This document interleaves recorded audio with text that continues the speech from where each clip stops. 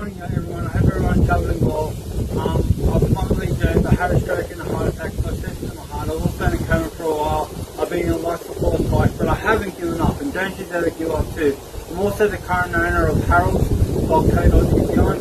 Also, I'm Spermal Fittest in the UK. I'm also in Purple Shoes, Hyper D Shoes in the UK, and Post Shoes in the UK, and Purple Shoes in the UK. They're just blank pages for now. I want to sell them to the company. If you're investors, don't be shy to reach out to me. The figures are optional. Don't give up. So far it's in good hands right now. Hopefully it doesn't lead astray. I'm very thankful for being alive and not dead. I can't move my right arm properly. I open up my hand on the right. I'm right-handed, but I haven't given up. I keep saying that. And don't you ever give up. Life is a journey, let's put it that way.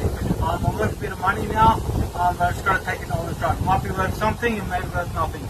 But anyway, I'm very thankful and grateful for the people helping me get there.